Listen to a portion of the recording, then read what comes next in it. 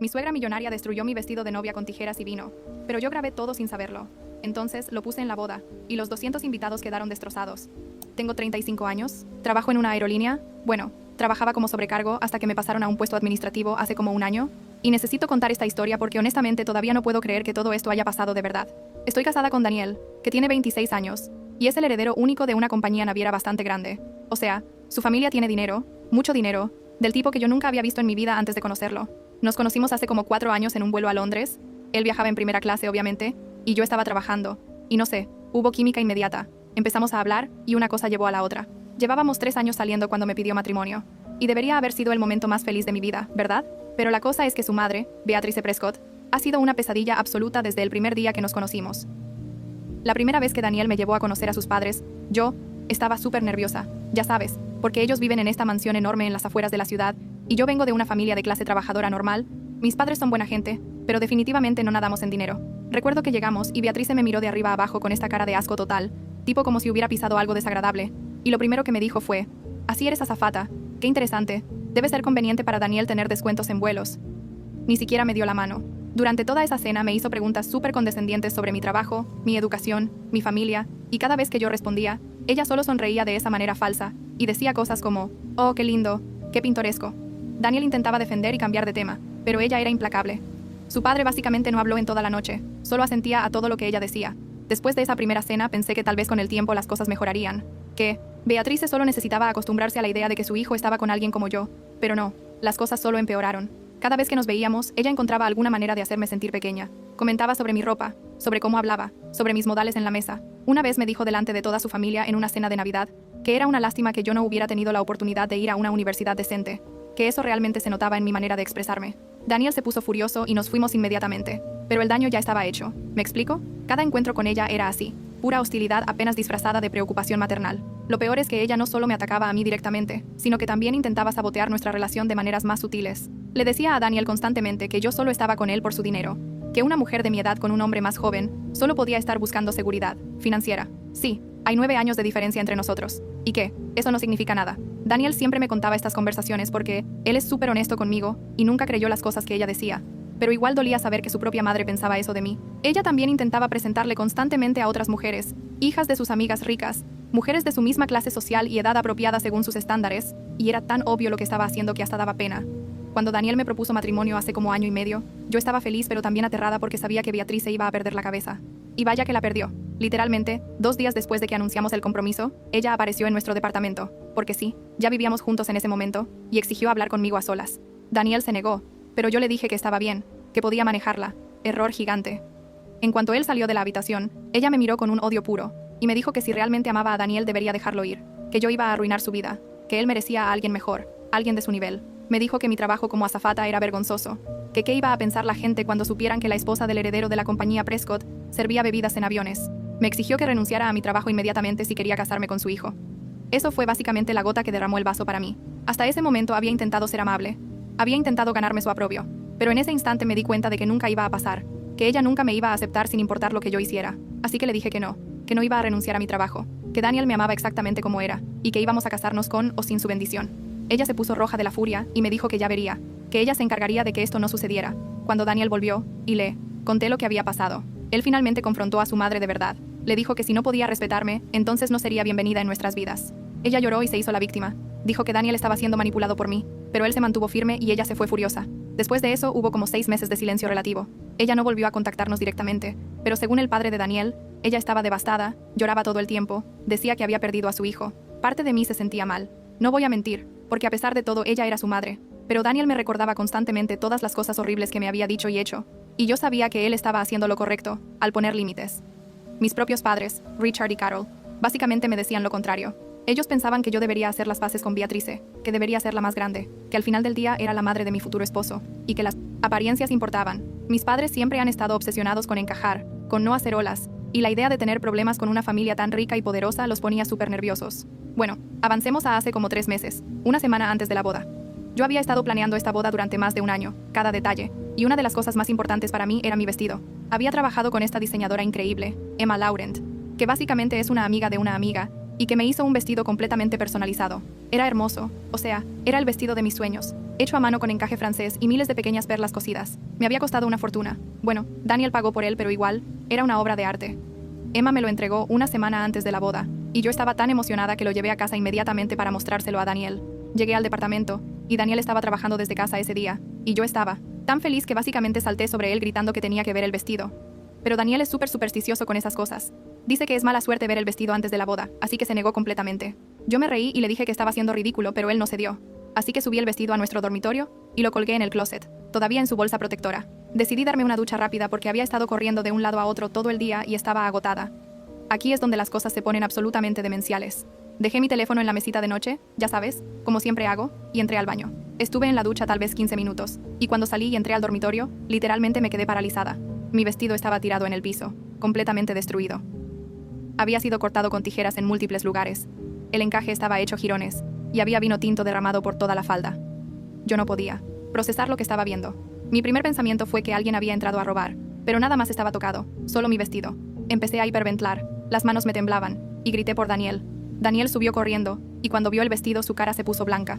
Empezamos a revisar el departamento, pero todo lo demás estaba normal. Las puertas estaban cerradas, las ventanas también, nada tenía sentido. Y entonces, y esto es lo más loco, tomé mi teléfono para llamar a la policía, y me di cuenta de que la aplicación de grabación de voz estaba abierta, y había estado grabando todo este tiempo. Yo ni siquiera recordaba haberla abierto. Debió haber sido un accidente cuando dejé el teléfono en la mesita, pero ahí estaba, una grabación de 40 minutos. Le di play con las manos temblando.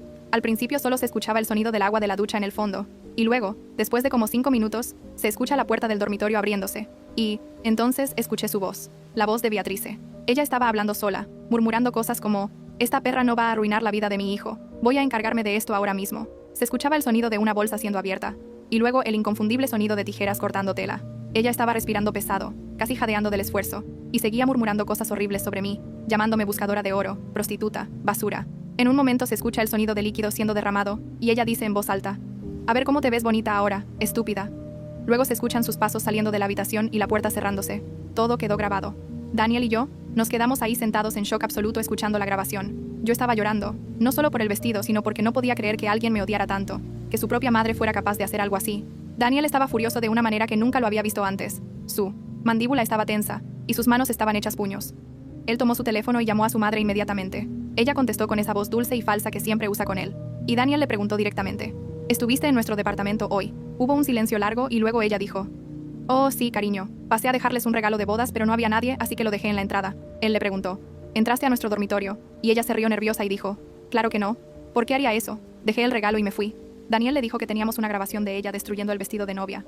Otro silencio largo. Y luego ella empezó a gritar, diciendo que eso era imposible, que estábamos mintiendo, que yo probablemente había destruido mi propio vestido para hacerla quedar mal con Daniel. Él le dijo que la grabación era clara, que era su voz, que había quedado documentado todo lo que había hecho y dicho. Beatriz empezó a llorar y a decir que esto era un malentendido, que Daniel tenía que escucharla, que yo lo estaba alejando de su familia. Daniel simplemente le dijo, «No quiero volver a verte nunca». Cortó la llamada y la bloqueó de su teléfono. Yo estaba devastada por mi vestido, pero en ese momento algo cambió en mí. Miré los restos de mi vestido, escuché esa grabación otra vez, y me di cuenta de que esto no podía quedar así. Beatrice había pasado años haciéndome la vida imposible, humillándome, intentando destruir mi relación con Daniel, y ahora había ido demasiado lejos. Y ella pensaba que había ganado, que había arruinado mi boda. Pero la cosa es que ella no sabía que yo tenía pruebas. Y en ese momento se me ocurrió un plan. Le dije a Daniel que no llamáramos a la policía todavía, que yo tenía una idea mejor. Él me miró confundido, pero confiaba en mí, así que dijo que estaba bien. Tomé los restos del vestido, los empaqué cuidadosamente, y llamé a Emma, la diseñadora. Le expliqué toda la punto. Emma era más situación, y le pregunté si había alguna manera de arreglar el vestido en menos de una semana. Emma se quedó callada por un momento y luego dijo, «Dame 2 días para evaluarlo. No te prometo nada, pero voy a intentarlo». Le llevé el vestido esa misma noche, y Emma básicamente no durmió durante los siguientes 4 días trabajando en él. Cada pedazo de encaje destruido tuvo que ser reemplazado a mano. Las perlas que faltaban tuvieron que ser cosidas nuevamente, y las manchas de vino fueron imposibles de quitar completamente, así que Emma tuvo que rediseñar esa sección de la falda. Pero ella es una genio, y de alguna manera lo logró. Mientras Emma trabajaba en el vestido, yo actué como si nada hubiera pasado. No le conté a nadie más sobre lo que Beatriz había hecho, ni siquiera a mis padres. Daniel quería confrontarla públicamente, pero yo le pedí que esperara, que confiara en mí. Beatriz intentó llamar a Daniel múltiples veces, pero él la tenía bloqueada.